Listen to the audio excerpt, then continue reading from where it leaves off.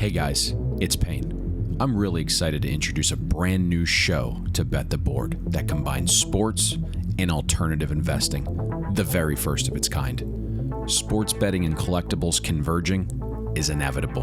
Let me tell you why. Sports cards and memorabilia are another way to get money into the market and do it without limit restrictions or the substantial hold you're accustomed to with sports betting. Whether you collected cards as a kid and are looking to get back into the hobby, this podcast is for you. If you've been collecting cards for years, this podcast will make you think and operate more efficiently. Are you in real estate? The parallels to investing in sports cards and memorabilia are uncanny. You're on Wall Street. Well, listen close. The best sports cards have outperformed the S&P 500 by 6x since 2013. And during the 2008 market crash, sports cards held up better than the S&P 500. Bet the Board, in conjunction with PWCC, presents CardBoardChat, an entertaining, sophisticated, and informative podcast that combines sports, analytics, betting, cards, and memorabilia. Without further ado, this is CardBoardChat with Jesse Craig, a leading figure in the collectible space, and me, Payne. How tough was watching the 49ers yesterday for you? I mean, that's got to be one of the most brutal first halves as a fan I've ever had to witness. Just excruciating. It's tough because that game had a slew of variants. I thought it would, just because neither of those teams had played great schedules. The 49ers defense we thought was really good, a little bit susceptible. In the back, they'd played one of the 6 easiest schedules of offenses, and then the inverse for the Eagles, where we think they have a really, really good offense, but have played a bottom 6 schedule of defenses. So there was a lot of variance within that. And then you have the ridiculous call on 4th and 3 there, should have been incomplete. Purdy goes down, punts are hitting camera wires. That first quarter was unreal. The officials with the chains. Oh my gosh. As you're watching that game, it's one of those where you can't look away because you're a fan, but you're just sitting there witnessing the pain because there's just no way for you to win that game with a 4th-string quarterback in Josh Johnson or Brock Purdy re-entering the game, not being able to throw the ball more than 2 yards downfield. Yeah, there was just no chance, and it was just more depressing than anything, really. You're watching it, and you are watching a train wreck that you can't look away from.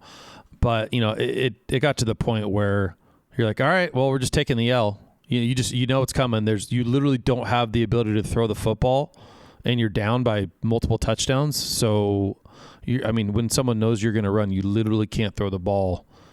Game's over. Unbelievable. And then the late game. What did you make of that? And I don't want to hear anything about officials because that's all we've heard all day on the internet. No. I mean, look, the truth is, for our market, it's good for Burrow to win, but it's better for Mahomes to win. Having a more modern day, call it GOAT potential. I mean, Mahomes is that guy. He can win another MVP this year, which he should, and another Super Bowl. Well, now he's in pretty rare territory at his age. Yeah. Stats are off the charts, and so now you start looking at trajectory of, God, could this guy really win 5 Super Bowls, 6 Super Bowl? Like, what really is possible for Mahomes? They had some calls go their way. I think the Bengals dropped the ball on a few things that they could have done differently. I don't want to hear about, the push out of bounds. The dude was in the white. Like, it is what it is, and it's tough. But I thought it was a good game. Like, it was fun to watch. It's very entertaining. We knew it would be. Came down to the wire. Tough way for the Bengals season to end. But, I will reiterate, too, that Joe Burrow is an absolute stud. Oh, yeah. I mean, that guy he's the real deal. And I think he's got, a couple Super Bowls in his future, too. And it's going to be fun to watch the AFC moving forward. Oh, it is an absolute bear. There's going to have to be an asterisk there. I mean, when Brady was winning all those Super Bowls, he was going through the likes of Jay Fiedler, the Jewish wonder. For the Dolphins. So I mean, the competition within the AFC right now is unreal with all these young quarterbacks, but it's awesome for the modern day football market. It really is, and now you've got hopefully Herbert with a new offensive coordinator, Kellen Moore can make some magic happen there. Go Ducks. And, look, outside of Herbert and Mahomes and Burrow, there's this guy named Josh Allen who's still pretty good too. So there's so much talent in the quarterback position in the AFC, and they're all super young. It is going to be a battle moving forward and jockeying each year to make the Super Bowl out of the AFC. It's pretty wild. It's going to be really interesting to see how some of those teams start to build. The one thing for Mahomes, and it'll be interesting to see if he can go get that ring, because he's got to do it. They're an underdog right now to the Eagles, but what's the spread right now? It's got to be just a couple, right? Eagles -2.5, and there's been some early sharp money on the Eagles. The Chiefs actually opened a favorite overnight right away, and we have seen some Eagles money. The Chiefs got decimated with injuries to the skill position. You got 2 weeks now. Let's see if they can get some of those guys healthy. But I think the conversation's interesting in that this was supposed to be the transitional year for the Chiefs. How are they going to survive without Tyreek Hill? Yep. And no one expected them to really be here, but they're ahead of the other teams. We talk about the Bengals and Burrow. That's going to be interesting. It's really next year for that initial window. All of these quarterbacks on their rookie deal, and you have Chase and Higgins on their rookie deal. All of a sudden, though, you got to pay those three guys. Yeah. What does that do to the rest of the roster? Kansas City has already flipped that, right? Mahomes is already making the big money. So it'll be interesting there with that transition. But we've busted our balls a little bit here. We've talked anything but cards.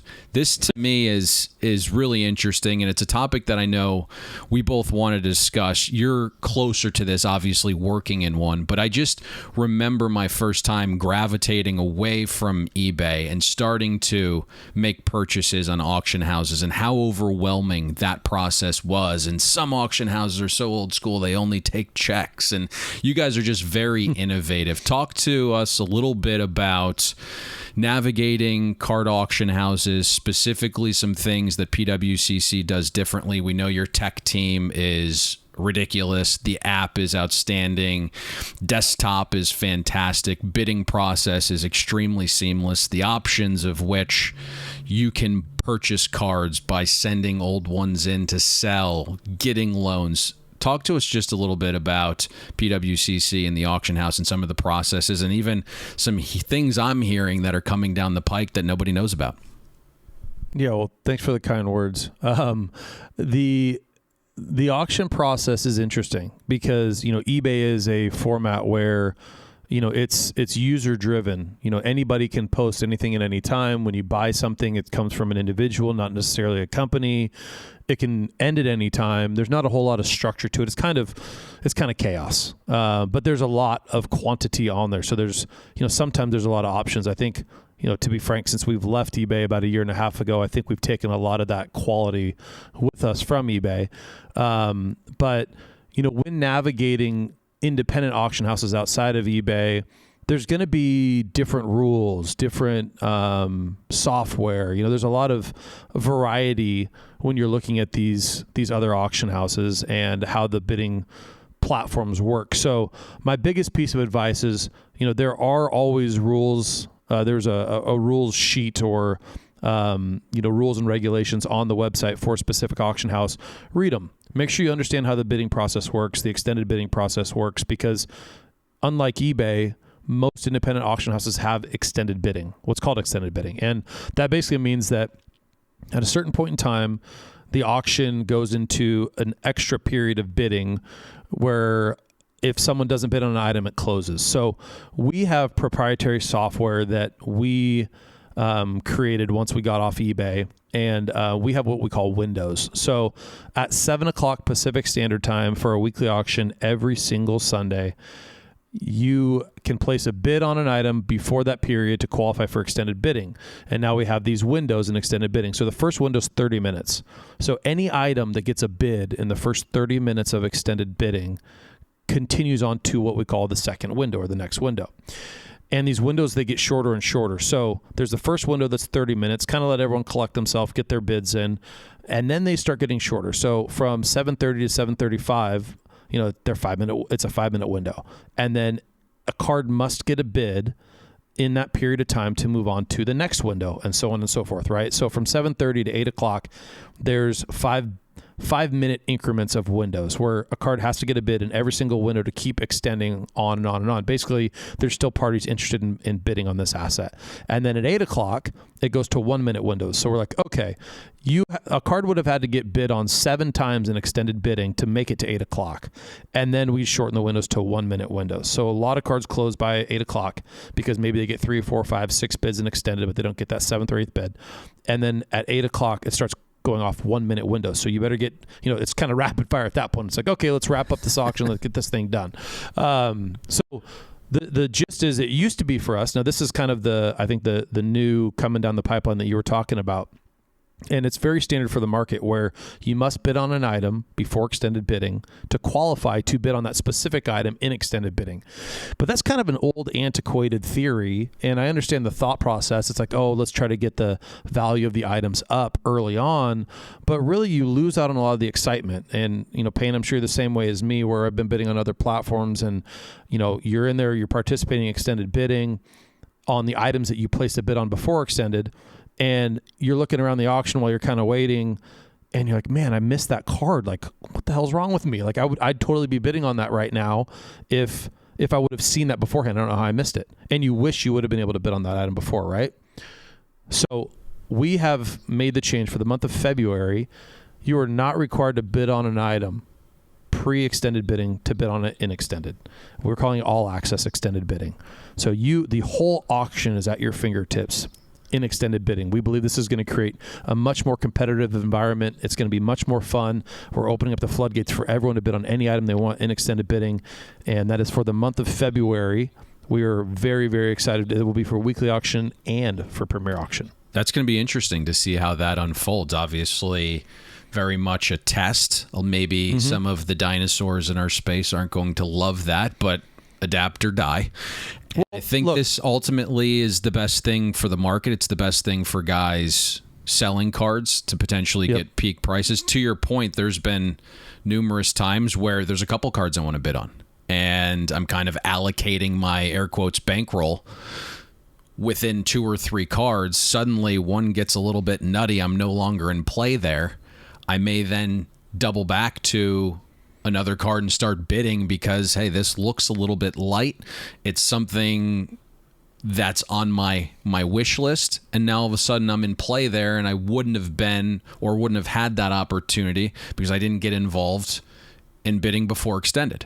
So I think it certainly opens you up to being a little bit better on the buy side. Now, obviously, there are guys who feel like they're gonna have to pay a little bit more for these items, but sure, ultimately it's the best thing for the space, right? You may miss out on one card because it's gone a little bit higher, right? More competition, but ultimately if you're in the Jordan market and you see a new record sale, effectively it's going to enhance the value of the rest of your portfolio. So I think if you're thinking about it logically rather than in the vacuum, it's a positive.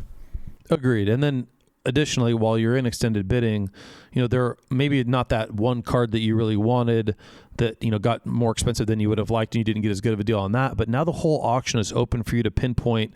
There's times also where, I normally wouldn't buy that card, but I think that card's worth $5,000 and it's sitting at $3,500. Like, that seems like a steal. Like, I should buy that, right? I should go after that. So it opens up all these opportunities for cards not to fall flat, for guys to get good deals on cards they maybe normally wouldn't bid on, but there could be some arbitrage plays just throughout the auction that you could figure out if you're really active there in extended bidding. So we're using it as a test in February. It should be really excited. I'm excited to see how it all shakes out.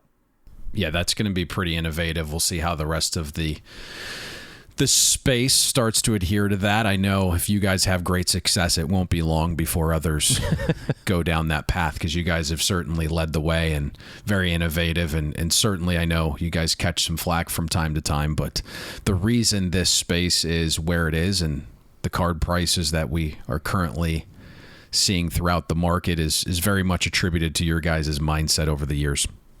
I appreciate that. Anything else on the agenda here? I think that's really a big change and a big initiative that we have for the month of February. So I just wanted to make sure that, once you brought up auctions and stuff, people were aware that was really going down. Yeah, I mean, they can be extremely overwhelming. And now it feels like, there's a million auction houses, a million auctions ending every single night. Let me ask you this, because this is kind of left field, but I'm a gambling guy, so my mind immediately gravitates towards Vegas, and there's a casino a block away from each other, and you basically go to the places that you feel most comfortable. Have you guys thought about setting up some type of loyalty rewards program? Funny you mentioned that, and this was not pre-planned, but we actually are. We are going to have we are going to have a lot of initiatives moving forward. Some of it is around loyalty. We're going to have different contests, kind of gamify things a little bit. Just make the experience, not just buying and selling, but try to make it even more enjoyable than, we all love the collecting nature and the investing nature, but gamify it a little bit. So there's going to be a lot of things moving forward from a loyalty perspective, however you want to, package that, where people will be incentivized to keep coming back to our specific platform. Let's go, let's go, let's go. It's time, folks. That's right. We're going to discuss undervalued and overvalued cards, or maybe even some memorabilia assets, potentially some players. Is it time to buy, sell, or hold on to these assets or players? We'll give you some opinions and back it up. Now it's the time we dig into some cards and some great players. And I'm going to let you lead the way here because you have the GOAT on your list, but it's on the ice. Hockey. Talk to me about your guy here who you feel is a little undervalued. I'm not a big hockey guy, but when you start looking at the statistical relevance and the, call it goatness, of one Wayne Gretzky, it's pretty staggering. The records that this guy has put up in comparison to any other player in the history of the sport are just wild. And, it's funny, too, because, I call him the GOAT for hockey, but I've actually looked at some all-time lists, and some of them actually have Gordie Howe above him, but I don't know how that's possible, pun intended. You've got a guy that is a 4-time Stanley Cup winner in Wayne Gretzky, a 9-time MVP, and he won 8 straight MVPs. The most ever for any other major sport is 4 consecutive. He won 8. Only 5 players in NFL history have recorded 150-point seasons. He's done it 9 times. He's the only player ever to record a 200-point season. He's done it 4 times.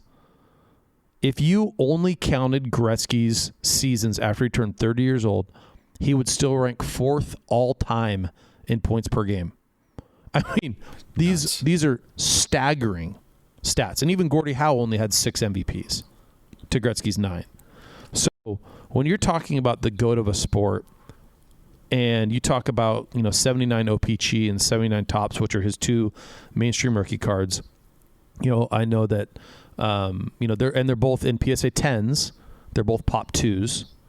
Right, and the OPC sold for, I think privately, it's not public, but it was in the low millions, call it 2 to 3 million, somewhere in that range.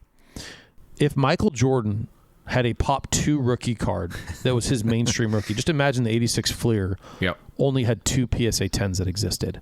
That card would be worth $10 million. Easy. Or more. Yeah. Do you disagree with that or agree with that?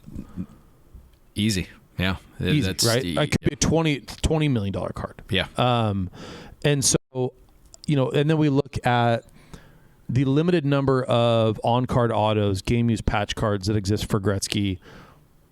If that limited number was equivalent to Jordan, the cards would be going for 10x what they go for. There are very, very few of those kind of cards that exist. You just don't see them sell very often. So when I look at Gretzky as a whole, and I'm not even just talking his rookies, I'm talking autograph cards, patch cards, whatever it may be, I just think across the board, because it's hockey, I get it, it's the 4th out of the 4 major sports from a popularity standpoint in our space, but those boys up north love him. I just think that there's so much room for his cards to grow because we're never going to see another person touch Wayne Gretzky from a hockey perspective. Within the hockey market, right? Gretzky's king, to your point, and certainly there's some modern day players with Crosby and Ovi and now McDavid, all very collectible and investable. But I think you actually hit it perfectly. The question is, if you're buying Gretzky, are those funds potentially better allocated elsewhere? And so, yes, Gretzky's undervalued relative to the stars in other sports markets. This feels like a higher level conversation about hockey in general. We know baseball is the pastime sport. Basketball is global. NFL is expanding, and they're playing games in Mexico and London and Germany this past season. Do you see something maybe fundamentally changing that provides hockey assets to have that jolt and push forward as an entire market with upward trajectory, so that Gretzky and other key players start shrinking that gap compared to stars in other sports? I do. I think that hockey hasn't been given the love that, the other major sports have, as it's a pretty affluent sport, right? It's an expensive sport to play.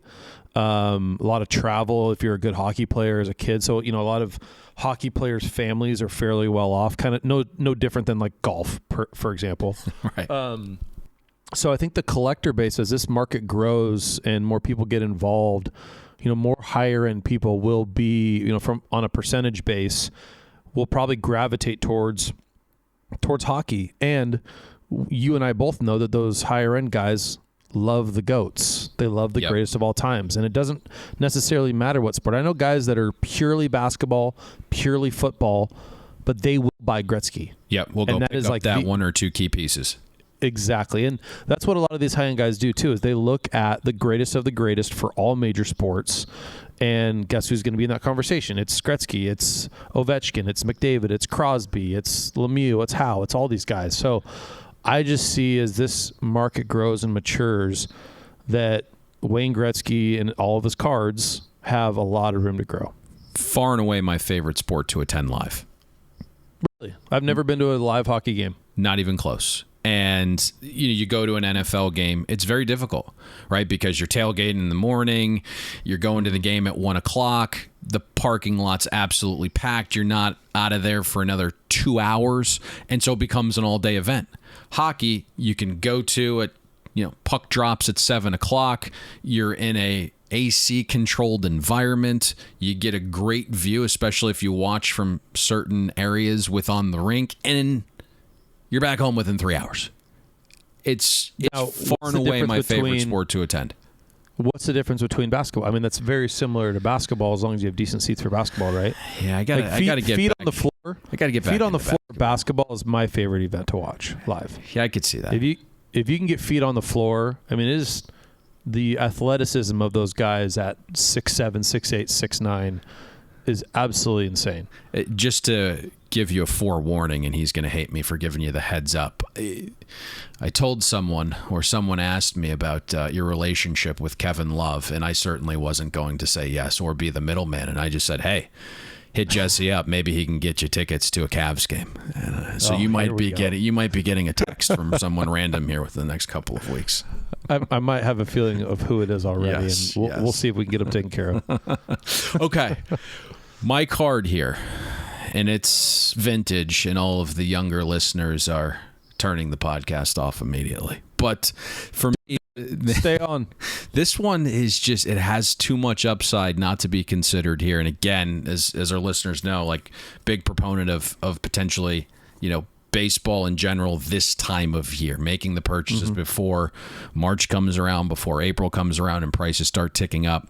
Very difficult to locate. This is a 1936 Worldwide Gum Joe DiMaggio rookie. And for full disclosure, I own one of these. I'm not trying to pump it. I just really think it's an awesome asset, and there's a great story behind it with the actual production. And I think a lot of people, if you're into baseball, you're a vintage collector, this will be second nature to you. But Worldwide Gum is effectively the Canadian version of Gowdy.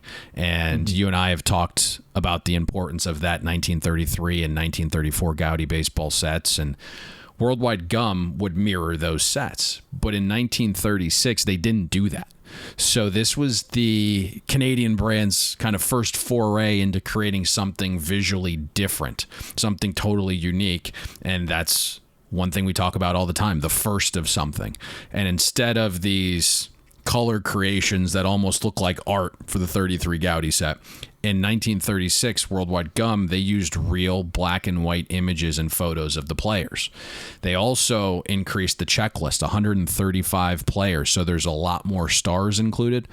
And specific to Joe DiMaggio, only 35 total copies have been graded by PSA, just 22 at SGC. So 57 total graded between the two big boys, very minute. It's Joe DiMaggio's best rookie in my mind. You'll have some guys that'll say the 1933 Zenith, but this is, the widely considered DiMaggio true rookie, right? You think about his brand, the association with the Yankees brand, the association with the hottest it girl of that era in Marilyn Monroe. It just kind of enhances the DiMaggio brand. It's rare. I think just getting one in any grade is a must if you're a Yankee, a vintage baseball, or a DiMaggio collector. So this is going to make my undervalued play this week. It's a great card, honestly. The crazy thing is, so do you have a PSA graded example? I believe it's a PSA 3. I got it from you guys a while junkie ago. Guys, that's when you're a card junkie. If you don't even know, you have a DiMaggio rookie, you don't even know what holder it's in. I'm nearly certain it's PSA. I'm going to log into my PWCC Marketplace account. I hold all of my cards in the vault there. I believe it's a PSA 3, but I know 100% I purchased it from you guys ages ago for about 20. So there's a slew of different cards that people consider rookies. It's kind of a weird, that mid-30s is a weird time because there wasn't like a really solid brand that came out. It's almost like the 84 Star Jordan, right? Like it is a Jordan rookie, but everyone considers 86 Fleer his true rookie because it's the largest brand from a trading card perspective. So you can look at, like you mentioned, the Z-Nut, there's the 37 OP Chi, there's the 36 R312. There's all these different, and this is going to sound like Spanish to some of these people watching, but there's a slew of different cards you can kind of consider a rookie, and also no different than saying a Mike Trout I can't talk today. Mike Trout rookie from 09, 2010 or 2011, right? Those are all kind of considered rookies in that range. But what I love about this card is the limited quantity. I mean, there's only 32 graded examples from PSA. Yep. That's a very low number. That's wild. And then you compare, because a lot of people also consider his 38 Gaudi a rookie, right? You have the play ball in there as well. And the 39 play ball. So if you look at the 38 Gaudi, there's been 287 examples graded by PSA. Actually, no, it's more than that because of the 0.5s and the qualifier. So it's over 300 examples. There's over 1,500 examples of the 39 play ball graded. We're talking about 32 examples of the Worldwide Gum, the 36 Worldwide Gum. So the quantity itself, it's such a rare card, and because of the Gaudi brand, a la Worldwide Gum Canadian version, it's such an important card. So I do believe this card specifically is the true rookie for Joe DiMaggio. I love the limited quantity of it for one of the all-time greats. So it's a fantastic undervalued card this week. Yeah, I really like it. I'm looking at my account now. It's a PSA 3. It's extremely well centered. I'm not sure why that doesn't have a designation if someone's listening to this. Well, you can put it back through for review. Second opinion. Might have to do that. Pick a number, any number, whatever it may be. We got a number inside, but we want a magic number. All right, this is where we're going to pick a few big cards that enter in an auction over the next couple of days, and we're going to try and guess how much they sell for in advance. Throw out a number. We got one too. This is the time of the show where we get a little feisty. Oh, buddy. Some punches are thrown. You jabbed me good last week. I don't know if you know this, but you won last week. I hadn't run the numbers yet. The first one, did we go over on that the $1 the Wheel of Fortune or the Price is Right? Well, let's go in order. The Jim Brown last week I had at 9.9. You had at 11.3. It ended at 10.8. So you won that one. Your strategic method. Some will call strategic. Others will say, hey, a little slimy. I wouldn't say that. because I'm not that kind of guy. But you lost that one, so your strategy failed. And then somehow you got all our listeners to become Patty fans. You must have sent out a promotional code to all of Barstool's followers, and somehow you won that one by a couple $100 as well. So you went 2-1 last week, gaining some ground. Hey, it's relevancy. That's what, and we got a little bit more of that today too. The first card we're going to talk about, go figure. 2007 exquisite Noble nameplates Kobe Bryant to 25 copies in a BGS 9.5 gem mint. Talk to us a little bit about your favorite. Magic Johnson, your favorite player. Maybe your second favorite Laker player. Yeah, one of my favorite. Definitely my second favorite Laker for sure. So yeah, this is a great card. We talk about game use patches. We talk about on card autos, limited serial numbers, high grade. Like this is the quadfecta, not a trifecta, the quadfecta. So this has it all. It has a beautiful bold blue on card auto. This has a unique shape in the patch window, and I really like the aesthetic nature and the symmetrical nature of the patch here, how the blue piece of the patch goes right down the kind of the center of that patch window. It's pretty cool. Once again, game used. And this one's a little unique because it's actually a piece of his All-Star jersey. That's why there's blue in the patch. So it's a little bit unique. It's numbered out of 25 and a Beckett 9.5. Not a crazy condition-sensitive card. It is a pop 1 of 6 with none graded higher. But it's exquisite. Like I said, game used, on-card auto, 9.5 out of 25. A fantastic card. Hard to find a better card from 07 exquisite Kobe. So all that considered, I've got this card at $15,700. Quality control, to your point, was very good, apparently, with this series, because typically very condition sensitive, but you're right, there's 6 in gem mint condition, which was a little shocking to me. Others have none or 1 of the other years of the Noble nameplate. Right. I don't love horizontal cards, but the Noble nameplates might be my favorite insert of all the exquisite basketball offerings. It's a 2-color patch, beautiful bold blue auto. Kobe's market is tumbling just a bit. Long-term should be fine. Long-term autograph should be fine for obvious reasons, right? That he's no longer signing and flooding the market with new options for purchase. Sure. There was a November comp at 17.4, I believe it came at your auction house. I'm going to be slightly lower than you on this one. I'm going to come in at 14.8 on this one. This is exact. Okay. I think it just comes in a touch under you. We got about $1,000 window there, but I'm going to come in slightly under. I saw the comp as well, and with this market pulling back a little bit, I wanted to be conservative because I feel like I lose all the time with you coming under me by about 5%, and it sounds like this week is going to be no different, but I tried to be a little bit more conservative to normal, so we'll see how this one shakes out. Well, this is a PG show, so watch what you say there. But yes, I'm going to slide in under you at 14.8 here, and we'll see what transpires. The next one, this is more my vibe. Going to baseball. 69 vintage. Is that? Can we call that vintage? Yeah, that's vintage. Okay. Trading cards and memorabilia have seen incredible growth as an alternative investment. The company leading the growth? PWCC Marketplace. PWCC Marketplace runs the largest weekly auction of authenticated sports cards, Pokemon cards, comic books, video games, and memorabilia in the world. PWCC Marketplace also has more than 65,000 items listed in their fixed price marketplace that you can make an offer on right now. Head over to pwccmarketplace.com and see why they're the best option for buying and selling trading cards, memorabilia, and all of your collectibles.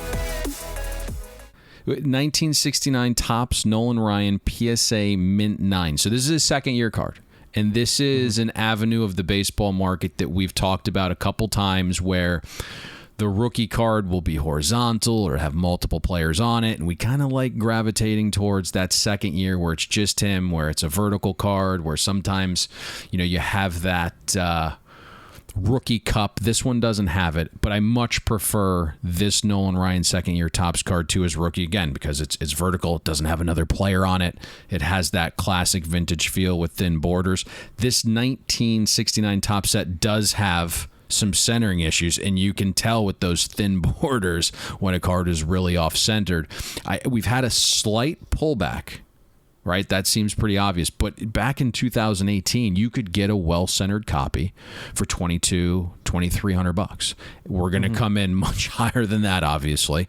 Sure. This set was, to me, pretty cool because if you were a set collector, you might be here for your entire life. 664 cards. It was released over 7 different series. Nolan Ryan specifically was in Series 6. So aside from it being, the classic Topps brand, the final year of the 60s, this set has Mickey Mantle's final Topps card as an active player. So there is some intrigue to this set, not just because Nolan Ryan's second year is in it and some other key rookie cards in here.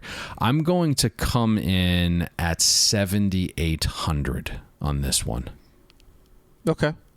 I'm not too far off from you, but you're right. This is, as a second year card, now it's vertical, single player, very similar to, 80 versus 81 Topps basketball for my man Magic Johnson. Very difficult card to obtain in a PSA 10. It's only a pop 2. So there's 123 9s, and there's only 2 PSA 10s. Centering the biggest culprit. It's a very difficult card to find dead nut centered. Yep. This one is really good centering, honestly. The only thing that's holding this one back, in my opinion, there's some little print dots. So print is another issue with these cards, and then corners as well. One of these corners, the bottom left corner is a slight touch soft, which held it from a 10. But this is a very nice copy for a 9. Looking at it, I would guess that the print dots around the name Nolan Ryan is what held it back from getting any kind of PWCC sticker. But great card. I love how young he looks in this thing. It's just a great picture, kind of an action shot, posing for the card. But I've got this one just above you at 8,400. I think you might be right. That was kind of my range for this one. I went on the lower end of it. There was a recent sale, I don't know, maybe 6 weeks ago that you guys had. Hopefully there's one less bidder in the market, was my thought process. The back of the card's interesting because sometimes it has that salmon back and it fades a little bit. This one's very vibrant, which, a lot of times the backs of these cards aren't thought about by collectors, but with this specific set, a lot of the collectors do prefer a little bit more of a vibrant salmon colored back there. So it does have that, which is nice, but to your point, does have the print dots on the front, which held it back from a designation. So we're close on this one. I'm coming in a little bit under you. I think it's going to be the same ballpark, right? We're going to be very close here. I think so, too. And the reason I went above that 8,100 comp is I thought the specific example looked a little bit nicer than that. And Nolan Ryan's market hasn't changed a ton in the last 6 weeks, so I had this one at 84. We're transitioning to a man that we talked a little bit about at the top of the show, Patrick Mahomes. We're looking at a 2016 Select XRC Silver Prism Patrick Mahomes rookie and a PSA 10. Talk to us a little bit about this card and where you're coming in. Yeah, so I picked this one because of relevancy, and then also there's a little bit of an educational aspect to this because this card is technically a 2016, and people listening who maybe own Patrick Mahomes cards or know when he was a rookie, that was in 2017, right? So the majority of his cards are all 2017. Well, this is the first release that you will find for NFL players to have a silver or a gold card, and that's why I really like this card. It is his silver, what they call XRC, a PSA 10. It's a really, I think it's a very aesthetically pleasing copy, and it's a more difficult copy. This issue was to get a PSA 10 because the back border is black. So I actually didn't look the population up on this one, but I know it's less than some of the other quarterbacks that have the XRC silvers. And then there is an XRC gold out of 10 as well. But because, Mahomes just won, because it's relevant, I thought this would be a good card to have for this week. I've got this card going off at $4,435. Ooh, throwing a little tinge at the end there. Yeah, I kind of that's a little Payne touch to that. So you hit this perfectly. Like the Select Football product actually came out a couple months before the 2017 draft where Mahomes was selected, effectively a pre-rookie card. They were randomly inserted into packs as redemptions. And the redemptions had 5 categories: quarterbacks, running backs, wide receivers, tight ends, and defensive players. And according to the redemption cards, the first 5 players selected in each category made the final checklist. So if you pulled QB1 as a redemption before the draft, once the draft completed, you could send in that QB1 redemption card and you'd get mailed back a Mitchell Trubisky rookie. If you pulled QB2, send that in, and that's how you acquired the Patrick Mahomes. There's 212 PSA 10 copies. You compare that. That's actually surprising. Yeah. That's actually surprising. Yeah. You compare that to the 2017 Panini Prism Silver, which is a little bit more mainstream, a little bit more known. It's the Topps Chrome equivalent, over 900 PSA 10 copies. So this is the far more rare version. I think this is interesting because there's going to be speculation in the hammer price here. Because another MVP is likely for Mahomes. We're going to find that out on February 9th. And then you have the Super Bowl after that. But this auction ends before the Super Bowl. So, again, I think there might be a little speculation in there.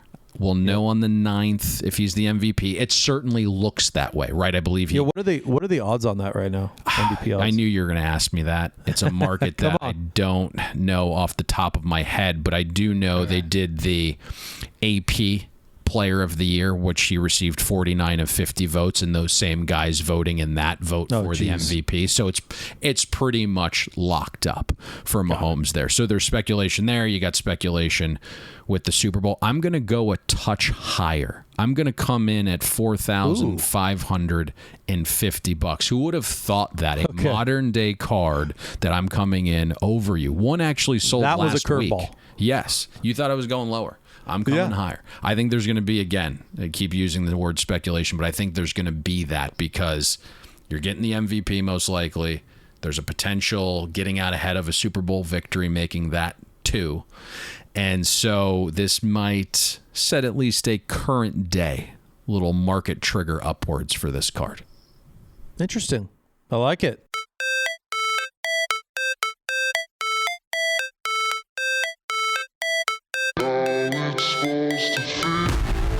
Damn, that's a ghost. We're going to highlight a card that hasn't sold in more than a year right now, or is serial numbered to less than 100 copies produced. We're going to talk about why this card is significant, maybe in terms of hobbies or language or just the overall rarity of it all, and why it's considered a ghost. Now we transition a little bit. This isn't going to be a Mahomes card. This isn't going to really be anything. Well, it is a modern card, but you have some goats on here. And Mahomes isn't quite that yet. But this, to me, you sent me this card. In the email, it says I'm going to attach a picture. You did not. So I went full-blown scavenger mode the last 24 hours. And I dug into the vault. And I keep referencing your website. It just happens to be the case. You guys have a good research tool of past auction sales, and I ended up finding it. We're talking about a 2008 SPX 6 scripts. This is 6 signatures on the card of some of the best basketball players of all time. This specific card: Michael Jordan, LeBron James, Kobe, Julius Erving, Kevin Garnett, and Walt Frazier. And like its namesake, serial number to just 6 copies. Talk to us about this ghost. So outside of Magic Johnson not being on the card, which is disappointing, Kevin Garnett being on here isn't my favorite thing. not a big KG fan, but having all these guys on one card is pretty neat, especially because the more prominent players are on the front, and then they have Garnett and Walt Frazier on the back. And look, Walt Frazier's nothing to shake a stick at. He's an absolute stud and a Hall of Famer. And you have a lot of guys that play in the NBA that tout him as higher ranked than a lot of fans do, because not a lot of people really know his game. So I think he's probably a pretty underrated player in general. But having this card be numbered out of 6 autographs on it, and it's a PSA 10, it's a Pop 1. The last one that sold was almost 3 years ago. It was about 2.5 years ago. And it's such an interesting card because you don't get this combination of players on a card like this hardly ever. I mean, getting Jordan, LeBron, and Kobe, the big three on a card, is sweet. And there's cards like that go for crazy numbers all the time. But then throwing on, Julius Erving, KG, and Walt Frazier, it is, and let alone a PSA 10, right? You got six Hall of Famers or future Hall of Famers there. It's just a really, really neat card that you don't see come available very often. And this is coming up for auction here pretty quickly, right? Yeah, this goes live on Thursday in our premier auction that launches. Yeah, I mean, it's just a beautiful card. Just going to the website and seeing what it looks like. This sold back in August of 2020 for nearly $36K. And I did some digging in. This was the only year SPX had the 6 script set for basketball. Right. It did span multiple years for football. I think it's an interesting conversation, right? Because there's some sticker autos. And so a slight deduction for that. And while it's the only iteration that Jordan's a part of, there is a second version that has both LeBron and Kobe on it. And the 4 other players on that second variation are Melo, McGrady, Vinsanity, and this one is way out of left field. The Paul's finest, Quentin Richardson. So I knew where you were going with that. I laugh. He just does not fit the mode there. No, he does not. Although apparently it has a decent basketball podcast. This to me is. Let me ask you on this, because certainly more Hall of Famers are on here with Julius Erving and Kevin Garnett and Walt Frazier. At times, does that take away from the card? Because inevitably there will be people like you, like, oh man, I hate Kevin Garnett. I don't want to purchase this card. Right. If it just is the big 3, it's certainly selling for more. Sometimes less is more. Oh, for sure. I would imagine if you had a card that was numbered out of 6 with just the first 3 on this card, Jordan, LeBron, Kobe, and nobody else in a PSA 10, pop 1, it would sell for multiple. I mean, like, we're talking $200,000-$300,000. Yeah, I was going to say $250,000. Yeah. Yeah. This card's likely going to go for, I'd say the over-under is probably like $70K. Okay. I could see it going for 60. I could see it going for 80. 2 guys get into it. Maybe it goes for 100. Because when are you going to see it again, right? The 3 versus the 6 absolutely changes the value. But it's just such a cool, unique card in general that I thought it'd be fun to talk about. So we doing this or are we doing that? You tell me and we'll tell you. We're going to compare 2 cards right now with similar value that are completely different. Let me give you an example. Let's just say, for argument's sake, you have a vintage Mickey Mantle baseball card worth $30,000. But you also have a modern day Joe Burrow rookie card worth $30,000. Which one would you rather have and why? You tell us. We're going to tell you right now. 2 more cards that are going to be awesome to talk about, because I saw this come through and immediately I was like, boy, this is going to be difficult. Oh, yeah. Buddy. You did really well here. We're going to compare 2 cards. 1997 Skybox Premium Star Rubies Jerry Rice, 50 copies, and a PSA 6. It is one of my favorite insert sets of all time. And then it's going up against the 2008 Ultimate Collection Prototypical Portraits, Michael Jordan on-card auto to just 25 copies in a BGS 9.5. They recently sold in the same ballpark. Talk about these 2 cards and tell us which one you'd rather have, Jesse. So you have we'll start with the Jerry Rice. It sold for about $15K a week ago, and the Jordan sold for about $13,200 a week ago as well. So the price discrepancy is something to consider when we're talking about this. The Rice, there's only 50 made. It is an extremely important 90s insert. The Rubies brand is one of the more popular and sought after across basketball and football. He is not necessarily a GOAT for the sport, even though he's my favorite football player of all time, and I would consider him one of the greatest football players of all time. I think a lot of people would, but definitely the GOAT for his position. Oh, yeah. And, yeah, like, there's no question, right? Like, I think you don't consider him the GOAT because he's not a quarterback, and that is very much the perception of football card collecting. It's quarterbacks and quarterbacks only. Correct. Now, I see a big value play there still with wide receivers in general. We'll leave that there. But you only typically see, there's 50 made, typically only see 1 or 2 of these sell a year, if that, right? So very hard card to find. I know guys that collect these in quantity too. Every time they come up for auction, they try to win them. They want as many as they can find. It's that important and that great of a card. And like the images that we have for this card, it's hard to do it justice. It's one of those cards that they just shine in hand. And I know you've held them. Yeah. They just look so much better in person than they do on any monitor or any cell phone. And so I love this card personally. But also, I am a sucker for a low-numbered on-card autograph in Beckett 9.5. And that's what we have with the 08 Ultimate Collection portraits.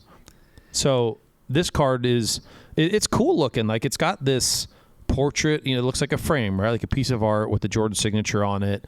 It's numbered out of 25. It's a Beckett 9.5 with 2 9.5s and 3 10 subgrades. So that means it is 0.5 away from a BGS 10. There are no BGS 10s that exist. So if you were to go send this back to Beckett, get it bumped to a BGS 10, you would have a Pop 1 BGS 10 of this card, which is, adding considerable value to the asset. But in all reality, it's still the highest graded example because you can't get another bump without it being a BGS 10. So you own the highest graded example of this 08 Ultimate Collection prototypical Portraits Jordan. I think you said... Go ahead. You said it best, right? This is not exaggeration. The 1997 Football Rubies might be the best looking sports card set of all time, any era, any sport. And that is among some of the largest insert collectors. You could have a basketball guy who will tell you, look, listen, the basketball version of this looks nothing like the football version. The football version just pops substantially more. And, maybe you're not a Jerry Rice fan, but I would certainly try to search out your favorite player in this set. They are extremely difficult to find, but they are just beautiful. And maybe getting it in hand will then kind of, the light bulb will go off and be like, oh, I'm going to collect other players in this set. I'm going to go out and get a Jerry Rice or a little bit better of a player if you're not collecting an elite player within the set. The Ultimate Collection, though, brand it's top shelf. It's Jordan. It's an on-card auto. It's serial number to 25. It does feel like it's trying to be the 1999 UD Retro Incredible Jordan serial number to 23, but it's not close. This is tough for me because the Jordan brand is the apex, right, in the sports card market. But you have the very first year of Rubies. It looks so appealing. As a collector, I'd probably go Rice. It's certainly a closer debate investment-wise, though. Yeah, I'm with you. It is close, but ultimately, I want to go with the card that I think has more relevance, even though it's a couple $1,000 more. It's just the importance of it. The importance of the 97 Rubies Rice does not compare to the importance of the 08 Portraits Jordan. So for me, that's what moves the needle, even though it's a little bit more expensive. I think there's more upside on that because there will always be demand for those cards as well. You're going to have some insert guys on your doorstep telling you are wrong. My opinion. I'm going to go the opposite way. I'm going to settle on the Jerry Rice Rubies. That's which way I'm going. That's what I was saying. Did I say that wrong? I'm Jerry Rice. Okay. So yeah. okay. No, gotcha. I believe that the significance of the Rubies is more important, right? And that's why I'm going with that over the Jordan. As much as I love the look of this Jordan card, I can't ignore. They look so different. The significant. They do. They're very, very different. One's a lot of white space. One's super busy, but both great cards. All right. It's that time of the show. Talk to us. Anything going on in your neck of the woods? Any more venting on your 49ers getting curb stomped? Any early predictions on the Super Bowl? This is your time to shine, buddy boy. Yeah, so let's go. First of all, weekly auction, all access bidding is going to be a huge thing. So if you haven't checked it out, that every single Sunday night at 7 o'clock Pacific Standard Time is when extended bidding starts. Get on there and check it out. Our premier auction that we have once a month with the high-end assets, that launches this Thursday. So check that out as well. Super Bowl prediction. I know sharp money is going on the Eagles. And listen, I'm putting your feet to the fire. You have another week. We're going to be back next week. You can obtain a little bit more information from now until then. No, I don't need. You're going out. He's coming out of the information. chute. He's ready. I'm coming out. I'm not going to change my mind. Mahomes is going to get more healthy. Kelsey's going to get more healthy. The wide receiver core is going to get more healthy. I think their defense has been playing much better. I think the Eagles' offense is a little overrated. I got Chiefs. I'm going to go with the guy who's been there, done that. I got Chiefs. You heard it. And maybe you'll change your mind by next week. We'll see. Make sure you follow Payne on Twitter at Payne Insider. Subscribe to Bet the Board and get notified when new episodes of Cardboard Chat air on Tuesdays. And be sure to stop by pwccmarketplace.com for all your collecting needs.